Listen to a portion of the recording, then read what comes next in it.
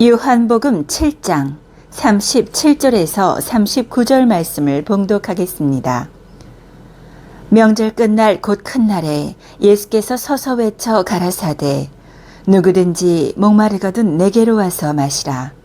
나를 믿는 자는 성경의 이름과 같이 그 배에서 생수의 강이 흘러나리라 하시니 이는 그를 믿는 자의 받을 성령을 가리켜 말씀하신 것이라. 예수께서 아직 영광을 받지 못하신 거로 성령이 아직 저희에게 계시지 아니하시더라. 목마르거든, 이러한 제목으로 말씀드리겠습니다. 제가 예전에 신앙 상담을 하였던 성도님들 중에 저에게 이렇게 말씀하시는 분들이 꽤 많이 있었습니다. 목사님, 제가 예전에 한 십수년 전쯤인데 예전에 참 열심을 냈었어요. 목사님 설교를 들으면은 눈물이 흐르고 얼마나 감사하던지.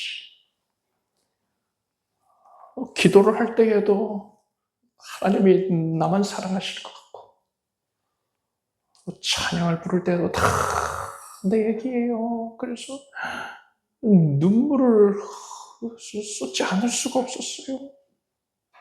그래서 나가서 전도도 하고 역전 앞이라든 이것저것 찾아다니면서 전도하고 주변 사람들 또 가족들에게도 전도해서 많이 교회 나오게 하고 그렇게 내가 살았었는데 내가 지금은 못 그러고 있네요. 그때가 참 좋았는데 내가 그때만치 못하고 있어서 너무 마음이 아파요. 이런 분들이 많이 있더란 말입니다. 대부분의 성도님들이 다 그러한 비슷한 그런 고민을 또 갖고 있을 겁니다. 예전에는 그토록 아름다운 모습을 보였는데 왜 오늘날에는 그러지 못한가? 예전만치 못하다. 신앙의 열정이 사그라들었다는 그 이유가 뭘까요? 외부적인 요인도 있고요. 내부적인 요인도 있습니다. 외부적으로는 마지막 때의 그런 영적인 기후의 변화, 또 절대로 무시 못할 그런 상황이라고 할 수 있죠. 신학적으로 아주 그릇된 내용들이 판치고 이단 사설이 난무하고 복음을 혼탁케 하려는 시도들이 아주 기승을 부리고 있어요. 종교혼합주의, 다원주의가 기독교계의 주류로 거의 자리를 매김을 했단 말입니다. 예수께서 오실 때 사랑이 식는다. 사랑이 식으리라. 믿음을 보겠느냐 하셨단 말이에요. 그러니까 영적으로 겨울과 같아서 신앙의 열기를 식게 만드는 그러한 요인이 분명히 있습니다. 그런데 그 이유, 그거 가지고서는 타당화하면 안 돼요. 거기에만 매몰되면 안 됩니다. 오늘 그런 얘기를 하려는 게 아니에요. 내부적으로 굉장히 큰 이유가 있었어요. 나의 신앙이 사그라들게 된 것. 그 이유에 대해서 오늘 말씀을 드릴 것입니다. 여러분, 오늘 설교를 통해서 예수님을 향하여 여러분이 가지고 있었던 처음 사랑, 뜨거운 사랑을 반드시 회복하게 되길 바랍니다. 오늘 본문을 보니까 명절 끝날에 있었던 일이다 라고 했어요. 여기서 말하는 명절은 초막절을 뜻하는 겁니다. 초막절, 초막, 텐트 얘기하는 거, 텐트, 장막입니다. 장막. 이스라엘 백성들이 애굽에서 나와서 광야를 지나는 동안에 텐트 치고 살았잖아요. 그 초막 치고 산 것을 기념하는 절기입니다. 그래서 초막절 기간에 초막 짓고 그 안에 거하곤 하는데 그때 어떤 일들을 하느냐? 대제사장이 실로암 못에 가서 물을 떠다가 성전의 번제단, 그러니까 제물을 불태우는 화로라고 생각하시면 됩니다. 그 번제단에다가 그 물을, 실로암 물을 붓습니다. 이러한 의식을 7일 동안 집례를 합니다.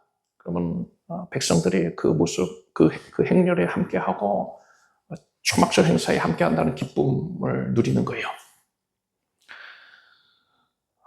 이렇게 실로암에 물을 떠다가 번제단에 붓는다는 게 영적으로 어떤 의미가 있느냐?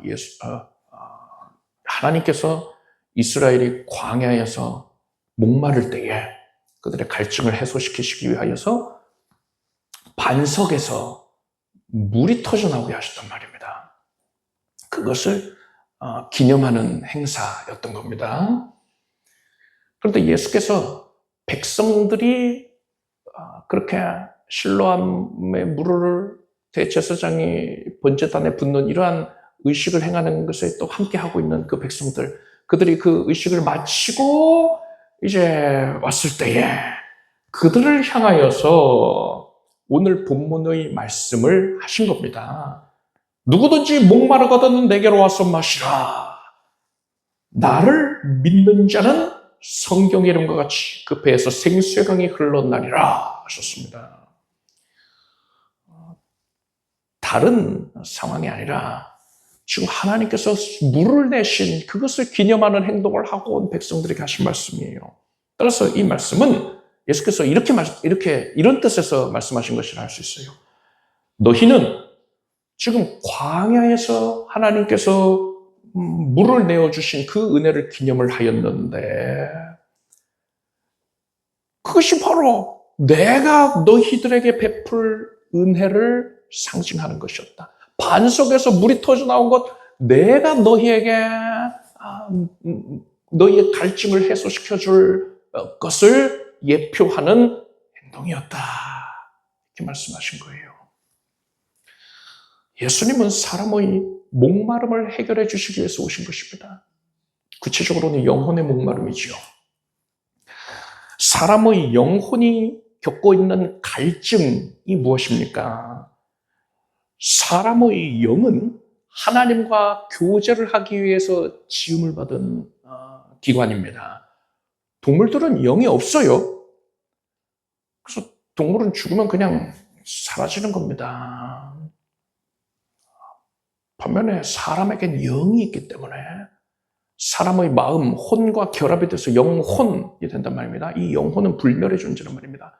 그래서 죽고 나서 육신만 사라지는 것이고 이 영혼은 이제 내세로 가게 되는 거예요. 천국과 지옥으로 가게 되는 것입니다.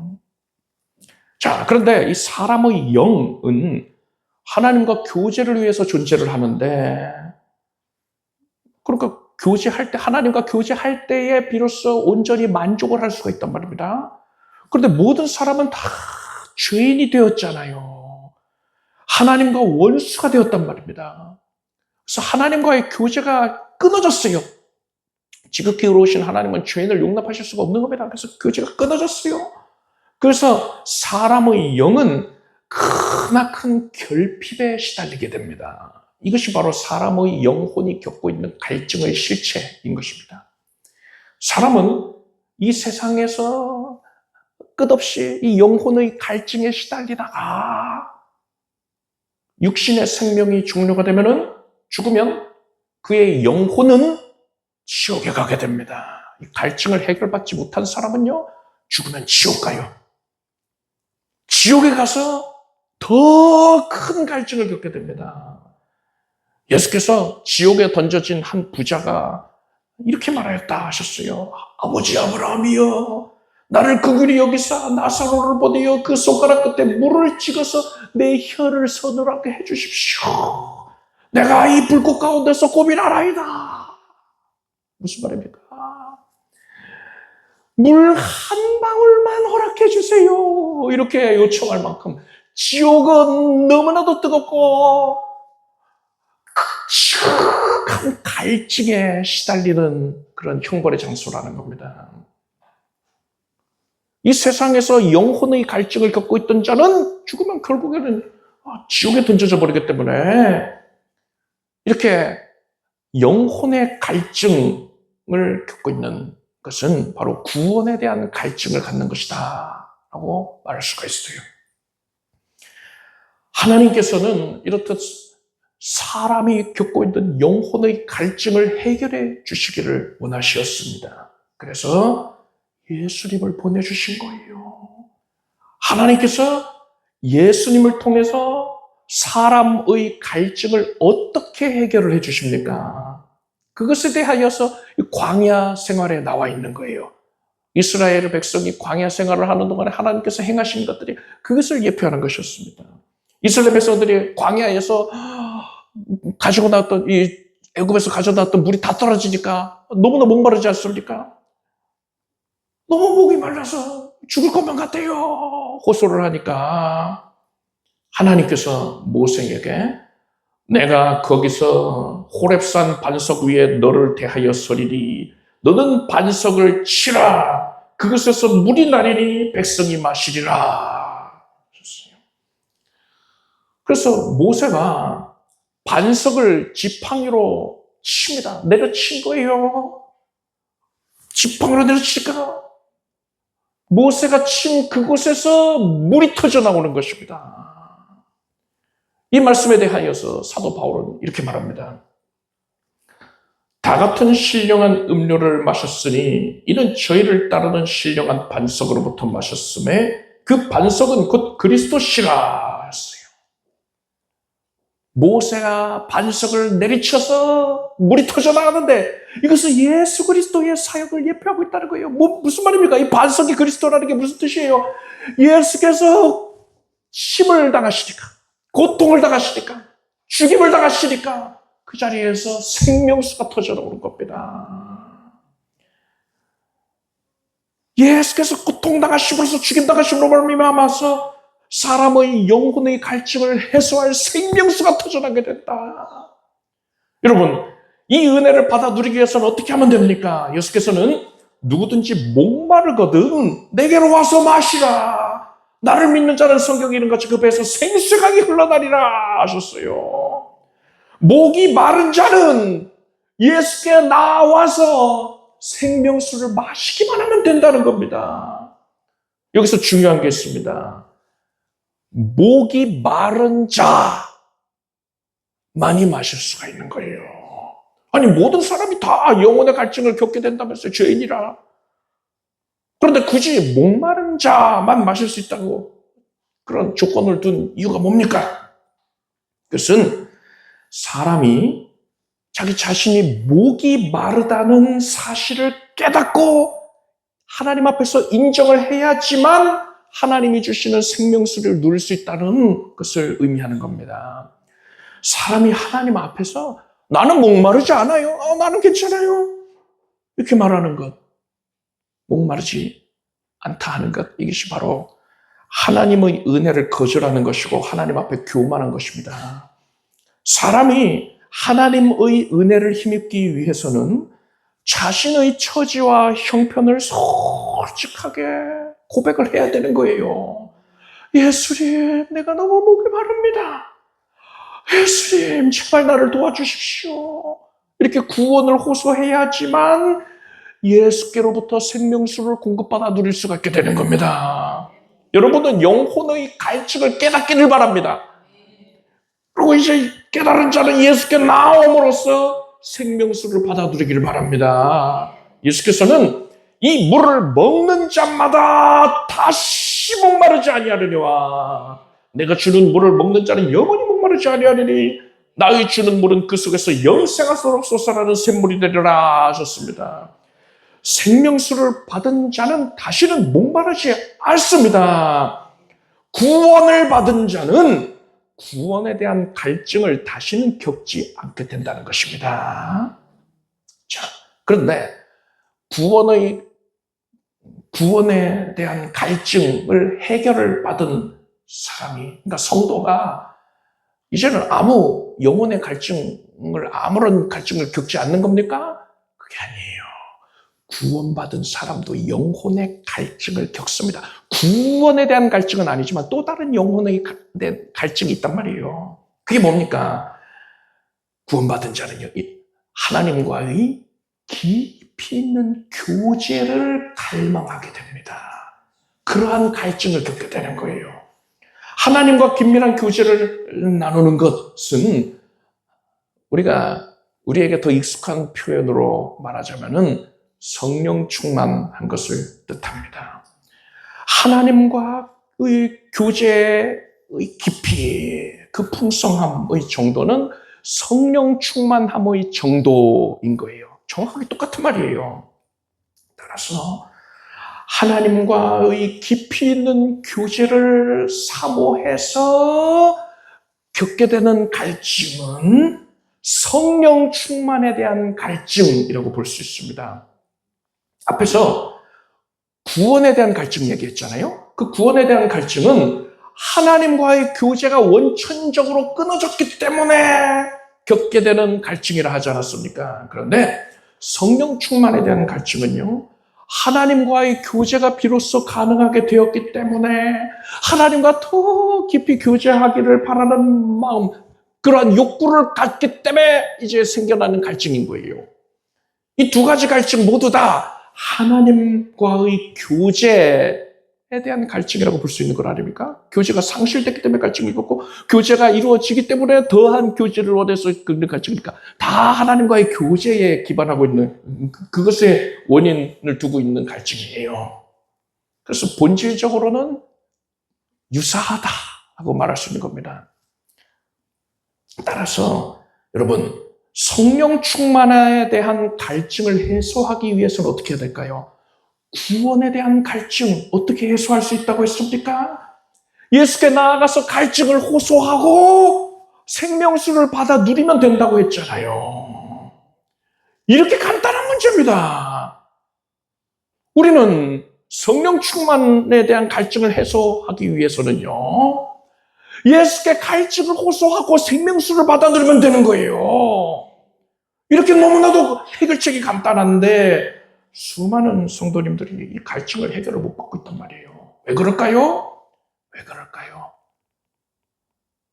목마른 자만 누릴 수 있다 했잖아요. 지금 자기 자신이 갈증을 느끼고 있다는 사실도 깨닫지를 못하고 있기 때문에 이 은혜를 누리지 못하는 겁니다. 사람은 나이가 들면 들수록 갈증을 느끼는 감각이 둔하여집니다. 그래서 어릴 적에는 물을 자주 마셔요. 지금도 저희 아이가 나가서 물 마시고 있잖아요. 물 마시러 나갔단 말이에요. 저렇게 물을 자주 마십니다. 그런데 나이가 들면 들수록 갈증을 덜 느껴서 물을 적게 마시게 됩니다. 그래서 체내의 수분이 줄어든다고 합니다. 그렇게 나이가 들면은 피부에 수분이 빠져나가게 되고 탄력을 잃게 되고 신진대사가 떨어지게 됩니다. 영혼의 갈증도 마찬가지예요. 점점 그 갈증에 둔감해지게 되는 거예요. 나이가 들면 영혼의 갈증에 둔감해지는 걸까요? 아니에요. 바울이 이렇게 말했습니다. 그러므로 우리가 낙심하지 아니하노니 겉사람은 후패하나 우리의 속은 날로 새롭도다. 여러분, 우리의 겉사람, 육신은 시간이 지날수록 늙지요. 쇠약해지지요. 기능이 떨어지지요. 그렇지만 우리의 속사람은 육신과는 상관없이 얼마든지 날마다 새로워질 수 있다는 거예요. 따라서 여러분, 영혼의 갈증이 둔감해지는 이유는 육신이 나이 먹기 때문이 절대로 아닌 겁니다. 그럼 뭘까요? 이유가 뭘까요? 잘하고 있어. 이 정도면 되었다. 이렇게 타성해졌기 때문에 영적으로 무뎌지고 있는 겁니다. 갈증이 둔감해지는 거예요. 성도의 영혼에는 성령님이 내주하고 계시는데 성령님께서 이 사람을 온전히 지배하실 때 이 상태를 가리켜서 성령 충만하다라고 표현하지요. 그런데 여러분, 그러한 성령 충만은 계속 지속되는 게 아닙니다. 시간이 지나면 성령 충만의 정도가 덜하여지고요.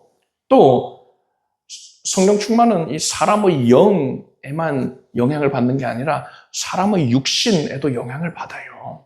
사람의 마음에도 영향을 받습니다. 그래서 성령 충만해서 하나님을 열렬히 사랑하고 높이고 있는데 다른 집사님이 오늘 집사님 오늘 화장이 좀 떴네 이런 말 들으면 속상한 거예요.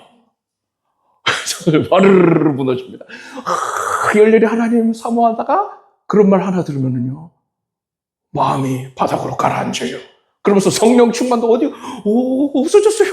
성령 충만했던 그 심령의 상태가 어디고 온데간도 없이 사라져 버립니다. 그렇게 사람이 연약해요. 그래서 성령 충만은 절대로 지속되는 게 아닙니다. 충만한 정도가 항상 쇠하해지는 거예요.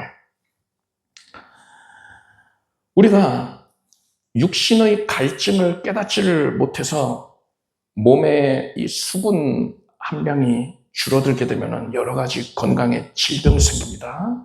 심하면 목숨을 잃게 돼요. 마찬가지입니다. 우리 영혼에서 성령 충만한 정도가 극히 줄어들게 된다면요. 그러면 우리 영혼에 큰 문제가 생긴 거예요. 굉장히 심각한 상황입니다. 그렇기 때문에 우리들은 반드시 성령 충만한 정도에 민감하게 깨어 있어야 되는 것이고 성령 충만을 갈구해야 되는 것이고 영적인 갈증에 민감하게 반응을 해야만 되는 겁니다. 앞에서 어떤 성도님이 오래전에는 내가 은혜 많이 받았는데 지금은 그렇지 아니하다 이런 식으로 얘기를 한다 했잖아요. 이제 그렇게 된 이유를 분명하게 말씀드리겠습니다. 그것은 바로 목마름의 차이에 있었던 거예요. 예전에는 목말라 해서 예수님께 갈증을 해결해 달라고 간절하게 구하였는데 오늘날에는 도통 목이 마르질 않는 겁니다. 그래서 구하지를 않는 거예요. 그런데 오늘날에는 예전보다 성령 충만한 정도가 훨씬 못하게 되었으니까 예전에 비해서 몇 갑절은 더 목말라야지 정상이 아니겠습니까? 그런데도 목마르지 아니하다는 것은 뭘 뜻합니까? 목이 마른데 깨닫지를 못하고 있었던 거예요. 그래서 그 상태로 방치해 두어서 목마름이 더욱더 극심해져서 결국에는 그의 영혼이 산송장같이 돼버린 것입니다. 마른 뼈와 같이 된 거예요. 그렇기 때문에 은혜로운 말씀을 들어도 은혜로 여겨지질 않습니다. 예전에는 말씀을 낭독하는 그 목소리만 들어도 은혜가 쏟아지는데 지금 하나님께서 말씀을 감동 가운데 깨닫게 해주시는데도 불구하고 냉랭하게 받아들일 때가 많단 말이에요. 기도를 해도 예전에는 큰 감격 가운데 눈물을 보고 쏟으면서 하나님의 은혜에 감사하며 기도를 하는데 이제는 냉랭하단 말입니다. 기도 시간이 너무 길고 지루하게 느껴지고 예전에는 열렬히 복음 전했는데 지금은 복음을 전할 노력조차 하지 않게 됐단 말입니다. 여러분 이러면 안 됩니다. 우리가 지금 목마른 상태에 있다는 사실을 깨닫기를 바랍니다. 내가 지금 기근 상태에 있는 거예요. 성령 충만에 대한 기근의 상태에 놓여 있다는 사실을 나는 알아야만 해요. 이제 이렇게 깨달았으면 어떻게 해야 됩니까? 목마르거든 내게로 와서 마시라 하셨습니다. 예수께 나와야 되는 겁니다. 여러분 목마름을 깨달았습니까? 그렇다면 이제 예수님께 나아가는 방법을 세 가지를 말씀드릴 것입니다. 그냥 나아가는 게 아니라 목마름을 가지고 나아가려면 어떻게 해야 되는가? 세 가지를 말씀드릴 것입니다. 이것은 새로운 얘기가 아니에요. 여러분이 예전에 목말랐을 때에는 당연하게 행하던 것들이었는데 갈증에 둔감해지면서부터 안 하게 된 것입니다. 자, 첫 번째로 목마름으로 말씀을 대해야 합니다. 오순절에 마가의 다락방에 성령님께서 임하셨는데 그 모습에 대한 기록을 보십시오. 오순절 날이 이미 이름에 저희가 다 같이 한 곳에 모였더니 호련히 하늘로부터 급하고 강한 바람 같은 소리가 있어 저희 앉은 온 집에 가득하며 불의 혀같이 갈라지는 것이 저희에게 보여 각 사람 위에 임하여 있더니 저희가 다 성령의 충만을 받고 성령이 말하게 하심을 따라 다른 방언으로 말하기를 시작하니라 했습니다. 저희 앉은 온 집에 가득하였다. 성령께서 앉아있을 때 임하셨다는 거예요. 유대인들은요, 예배 시간 중에 기도할 때에는 일어나서 합니다. 그런데 당시에 사람들이 앉아있었다는 거는요, 말씀을 듣는 시간이었다는 거예요. 예수께서 나사렛 회당에서 설교하실 때에 앉으셔서 말씀을 전하셨단 말이에요. 예수님은 앉고 사람들은 서 있었겠습니까? 아니요, 다 같이 앉은 거예요. 예배 시간 중에 앉는 시간은 주로 말씀 듣는 시간이었단 말입니다. 그래서 오순절 날에 성령을 받은 제자들은 말씀을 듣고 있었다는 것을 우리가 알 수 있어요. 그리고 또 베드로가 고넬료의 집에 방문을 해서 그에게 설교를 할 때에 설교할 때 성령께서 임하셨습니다. 베드로가 이 말을 할 때에 성령이 말씀 듣는 모든 사람에게 내려오시니 했어요. 하나님께서는 하나님의 백성들이 하나님의 말씀을 간절하게 사모할 때에 그것을 지극히 기쁘게 여기시고 충만하게 임재하여 주시는 것입니다. 지금 하나님께서 여러분 안에 갈증을 보고 계십니다. 여러분의 마음이 어떠한가? 여러분이 정말 목마름으로 말씀을 대하고 있는지를 보고 계십니다. 여러분은 목마름을 가지고 하나님의 말씀을 대하십시오. 목마름을 가지고 말씀을 읽고 목마름을 가지고 말씀을 들으십시오. 지금 설교 시간에 여러분 목마름을 가지고 이 말씀을 접하시기 바랍니다. 두 번째로 우리는 목마름으로 기도해야 합니다. 기도는 하나님과 우리의 영이 직접적으로 교제를 하는 시간이에요. 따라서 우리의 영이 그 어느 때보다도 가장 큰 만족을 누릴 수 있는 그런 시간이란 말입니다. 그런데도 불구하고 기도 시간이 너무 부담스럽고 지루하게 느껴진다면 여러분 이건 무슨 상태입니까? 영혼에서 수분이 빠져나가 있는 상태예요. 뼈만 남아있는 상태예요. 이렇게 된 겁니다. 이대로 방치해두면 정말 큰일 납니다. 이럴 때는 여러분 병원 가서 수액 맞잖아요. 수액을 맞아야 돼요. 기도의 수액을 맞아야 됩니다. 아니 기도가 안 되는데 뭐 어떻게 기도하라는 거야? 있는 그대로를 구하면 돼요. 하나님, 제가 그동안 나의 영혼의 갈증을 소홀하게 여겼습니다. 그래서 지금 이렇게 기도를 하고 있는데도 몸이 건조하고 도무지 감동이 없고 눈물이 나질 않네요. 주님, 불쌍히 여겨주십시오. 성령님, 나를 불쌍히 여기셔서 제발 임재해 주십시오.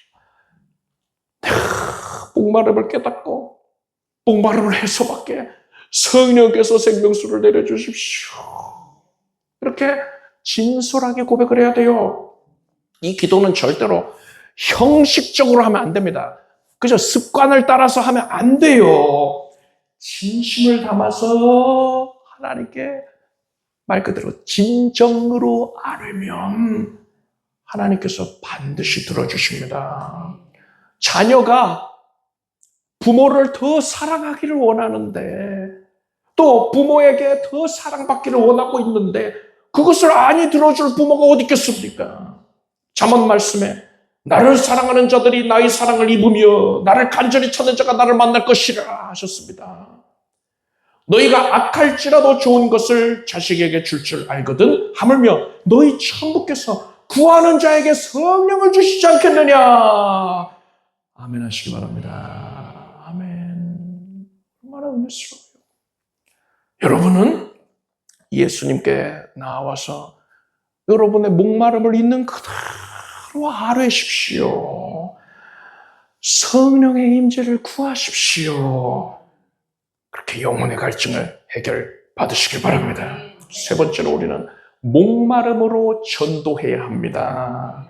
예수께서는 그러므로 너희는 가서 모든 족속으로 제자를 삼아 아버지와 아들과 성령의 이름으로 세례를 주고 내가 너희에게 분부한 모든 것을 가르쳐 지키게 하라. 볼지어다 내가 세상 끝날까지 너희와 항상 함께 있으리라 하셨습니다. 예수께서 함께 하신다. 드러나 주신다. 능력을 베푸신다. 권능을 나타내신다. 성령 충만으로 말미암아 이루어지는 것입니다. 성령께서 압도하여 임재하실 때 그것을 성령 충만이라 하지 않습니까? 그런데 어느 때에 그리 해주시겠다는 거예요? 성도가 전도할 때에 성령 충만을 허락해 주시겠다는 거예요.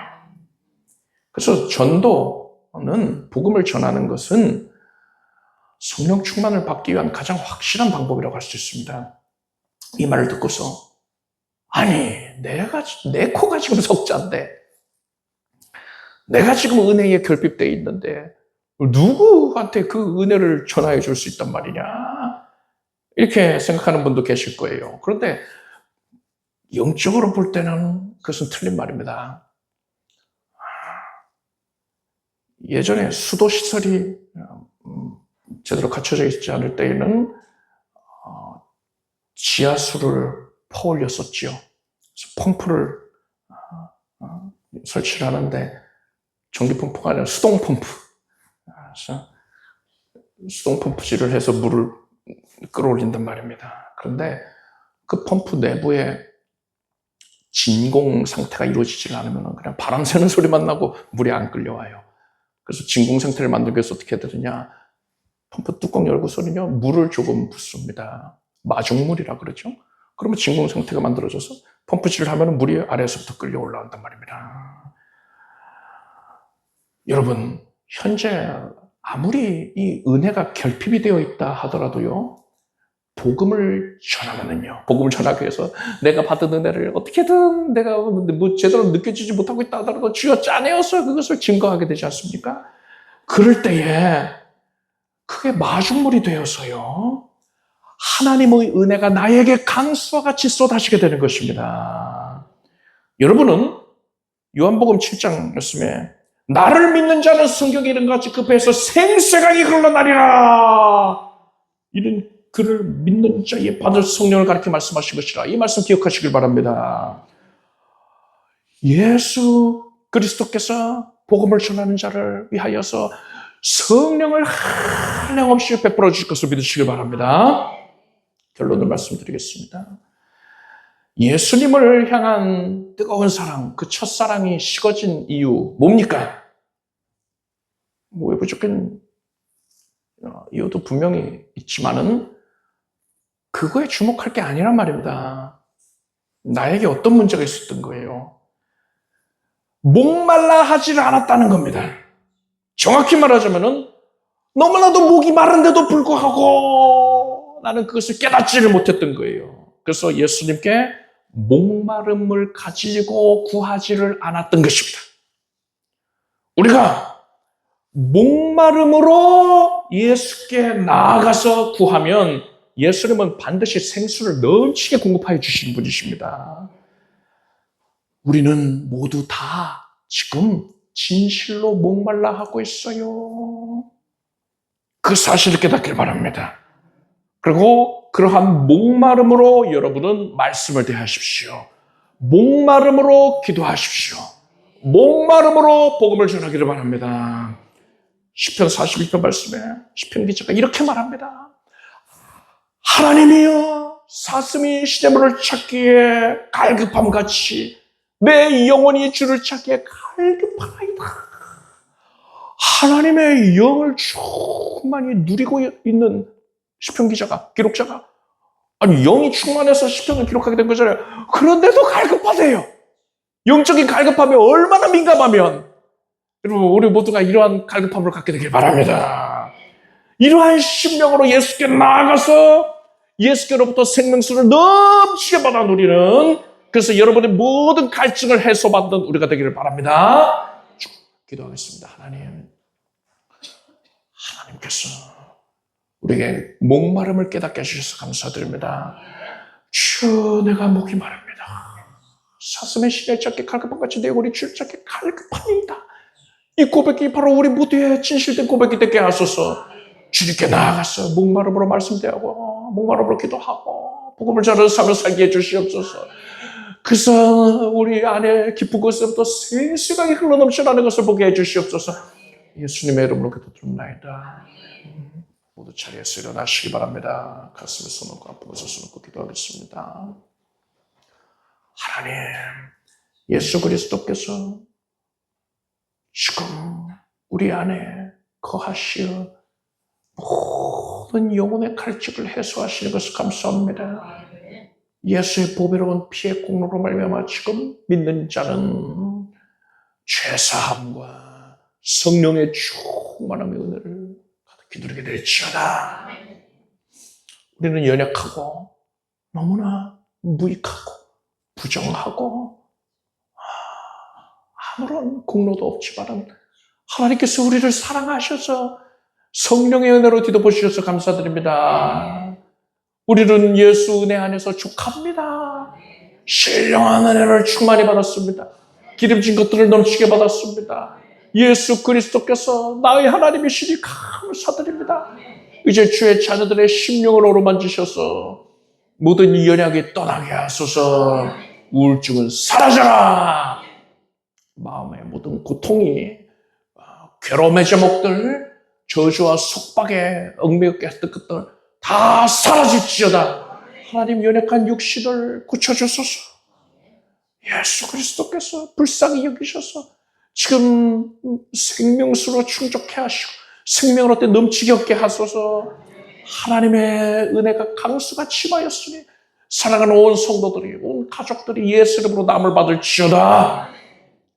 뇌 신경이, 조직들이 은혜 안에서 온전케 될지어다. 예수 이름으로 폐와 심장이, 모든 장기들이 남을 받을지어다. 하나님의 치유하시는 권능의 역사로 말미암아서 몸 안에 있어서는 안 되는 것들이 다 사라집니다. 염증이 사라져라. 종양과 결석이 사라져라. 불필요하게 물이 차 있는 것들도 사라지게 해주시고 면역을 온전케 해주시옵소서. 암세포가 사라질지어다. 거룩한 불길, 성령의 불길, 능력의 불길로 암세포를 도말하여 주시옵소서. 하나님의 은혜로 항암 치료 중인 성도들 예수 그리스도의 권능을 받겠습니다. 생명으로 충족하게 됩니다. 새 힘으로 넘치게 받겠습니다. 온갖 필요를 하나님께서 우리 각 사람에게 내려주시니 감사드립니다. 믿음의 물 넓게 나내고 치우리라 하셨으니 하나님께서 새 일을 행하실 것을 알고 그릇을 넓게 가졌습니다. 깊이 가졌습니다. 의지의 누군가로 넘치게 치우시옵소서. 하나님의 권능을 향하고 기뻐할지어다. 닫혔던 문들이 다 열려지고 합격의 문이 열릴지어다. 하나님께서 함께 하심을 세상 만방 가운데 자랑하게 될 것이고 그것이 꼭 복음 전도가 될지어다. 많은 이들 예수께로 인도하게 될지어다. 물질 어려움 겪지 않게 해주시고 하나님께 적극적으로 헌신하고 선교사에게 임하지 수 있도록 하나님께서 물질로 능력도 내려주시옵소서. 모든 얽히고 섞였던 문제들이 해소가 될지어다. 예수님의 이름으로 기도드립니다. 믿은 대로 될지어다. 박수하겠습니다. 자리에 앉으십시오. 준비하신 예물을 정성된 마음으로 하나님께 드리겠습니다.